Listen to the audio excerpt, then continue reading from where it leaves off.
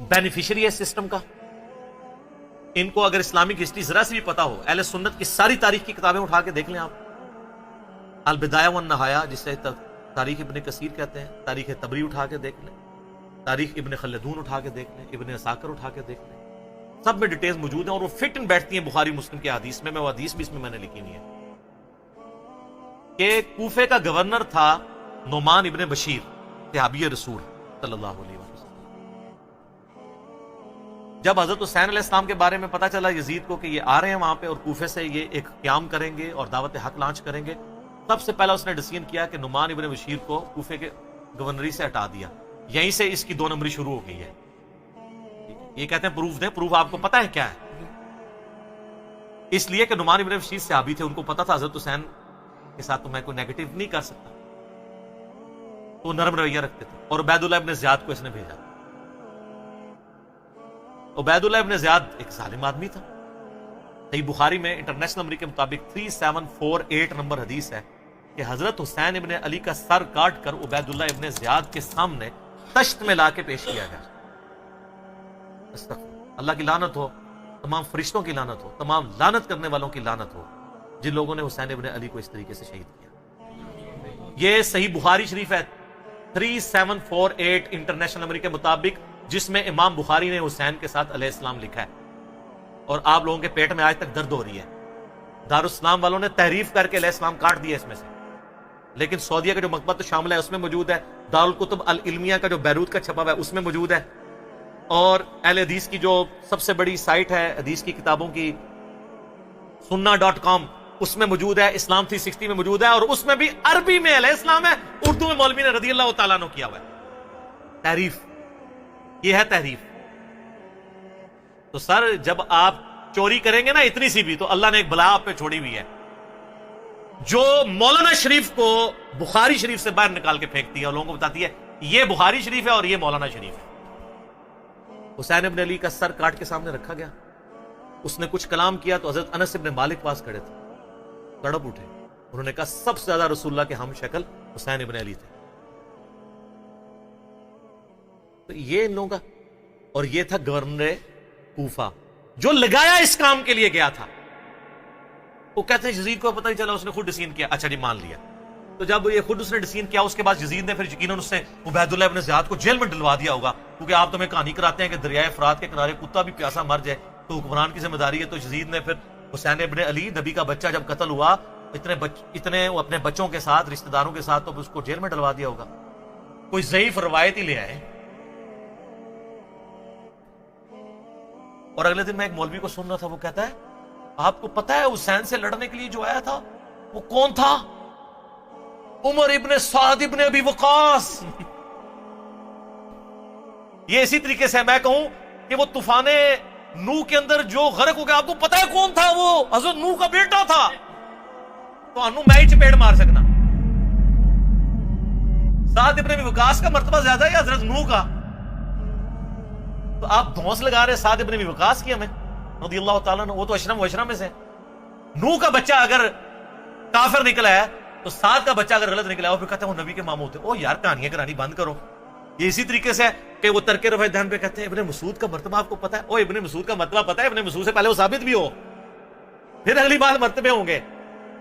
नामों का रोब। साद इब्न अबी वकास तो सर आपको, हमारे तो वो लीडर है, मैंने कितनी हदीसें पेश की हैं। सही मुस्लिम में हदीस है 6220, उन्होंने तो हजरत माविया के साथ फड्डा ले लिया था जब हजरत अली पे सबो शतम करवाने लगे थे। साद इब्न अबी वकास जैसा तो शियान अली कोई नहीं था। आप हमें बता रहे हैं उसका बेटा था। उसके बेटे के करतूत भी सही मुस्लिम में मौजूद हैं। वो अब्बे को सबसे ज्यादा पता होता ना मेरा बच्चा क्या है। अभी तो करबला हुआ नहीं हुआ था। सही मुस्लिम उठा के आप जाके ना उमर इब्न साद लिखें और सही मुस्लिम को सिलेक्ट करें तो हदीस आएगी कि हजरत साद इब्न अबी वकास बैठे हुए थे, उनके सामने एक ऊंट सवार आया।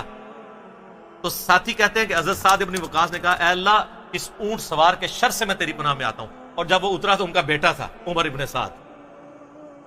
साद इब्न वकास तो अपनी जिंदगी में अपने बेटे को शैतान की तरह समझते हुए वो अल्लाह के हुजूर जो है वो पनाह मांगा करते थे।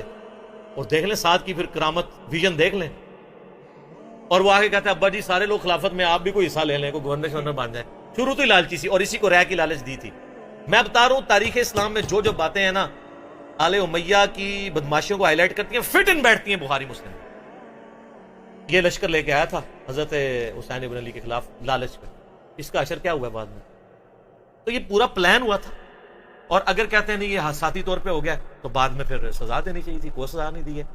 الٹا اس کے اوپر آپ کو پتہ ہے مدینے والوں نے بیعت توڑ دی تھی یزید کی، حالانکہ وہ پہلے بھی تلوار کے زور پہ لی تھی حضرت معاویہ نے رضی اللہ تعالیٰ عنہ۔ ہم تو رضی اللہ عنہ ہی کہیں گے، ہماری مجبوری ہے، قانون نبی دا منہ ماردا ہے، قانون نبی دا منہ نہیں ماردا، تو آج تک یزید کی وکالت کر رہے ہو، لیکن ہم صرف نبی علیہ السلام کو دیکھنے کی وجہ سے احترام کرتے ہوئے رضی اللہ عنہ کہہ دیتے ہیں۔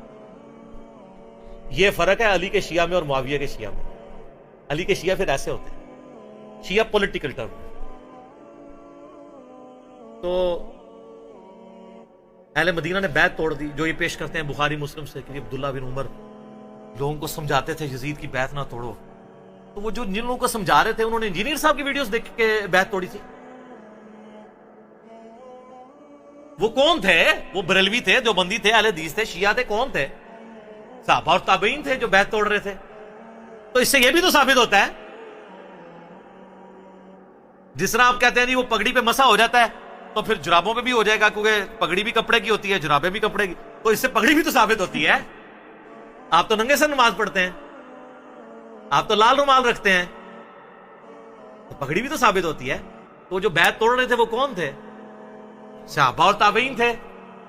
حضرت ابن عمر ان کو روکتے تھے، اس لیے روکتے تھے کہ ان کو پتا تھا کہ جب یہ بیعت توڑیں گے تو ان کے ساتھ وہی کچھ ہوگا، اور اسی وجہ سے حضرت حسین کو بھی ابن عمر سمجھایا کرتے تھے۔ میرا یوٹیوب پہ کلپ بھی ہے یہ، جو ایک انہوں نے ایک اور چھوڑی بھی ہے نا بات کہ جی وہ حضرت حسین نے 3 شرائط رکھ دی تھی، اتنی بڑی کہانی کرائی ہے، اس کے اوپر میرا کلپ موجود ہے، میں تو اس پہ گھنٹوں زبانی بول سکتا ہوں۔ تو پھر جب وہ بیعت توڑی ہے تو اس نے مدینے کے اوپر چڑھائی کروا کے واقعہ ہررا ہوا، بخاری مسلم میں درجنوں حدیث ہے، اس طرح قتل و غارت ہوا، عورتوں کی عصمت دری ہوئی، اور پھر ساتھ ہی اس کے بعد خانہ کعبے کے اوپر چڑھائی کی، کیونکہ عبداللہ ابن زبیر بھی نہیں بیعت کر رہے تھے یزید کی۔ خانہ کعبہ کا غلاف اور ایک دیوار ڈیمیج ہو گئی، پھر یزید مر گیا، تو پھر حضرت ابن زبیر نے کہا تمہارا شیطان مر چکا ہے، واپس جاؤ، پھر وہ واپس گئے۔ پھر 9 سال تک ابن زبیر نے خلافت قائم کی مکے کے اندر اور مدینے کے اندر۔ حضرت حسین ابن علی کے بعد ان کو خلافت کا ایک موقع ملا۔ تو اس طریقے سے یہ چیزیں بالکل کلیئر ہیں، لیکن وہ بات میں مولانا اسحاق صاحب والی کروں گا کہ بات اس لیے سمجھ نہیں آتی کہ آپ یزید سے شروع کرتے ہیں۔ جب تک آپ بات پیچھے سے شروع نہیں کریں گے آپ کو بات سمجھ نہیں آئے گی۔ اگر آپ 1857 کی جنگ آزادی کو نہیں سمجھیں گے آپ کو 1947 میں 2 قومی نظریہ سمجھ میں نہیں آئے گا، اور جب تک 1947 میں مسلمانوں کی قربانیوں سے جو ملک بنا ہے وہ آپ نہیں سمجھیں گے تو آج آپ کو نہیں سمجھ آئے گی کہ پاکستانی عوام کیوں اسلامی نظام یہاں پہ چاہ رہے ہیں۔ اس لیے کہ وہ کہتے ہیں ہمارے بزرگوں نے پاکستان بنایا اس لیے تھا کہ پاکستان کا مطلب کیا، لا الہ الا اللہ۔ یہ سیکولر اینکر بیٹھ کے جو باتیں کر رہے ہیں ان کو یہ کیسے سمجھ آئے؟ جب تک آپ پیچھے نہیں چلیں گے۔ اگر آپ مشرف کے دور سے شروع کریں گے تو آپ کو نہیں سمجھ آئے گا کہ ملک سیکولر ہے یا اسلامی ہونا چاہیے، پیچھے چلنا پڑے گا۔ یزید کے دور سے آپ کو یہ کہانی سمجھ نہیں آئے گی جب تک آپ پیچھے نہیں چلیں گے۔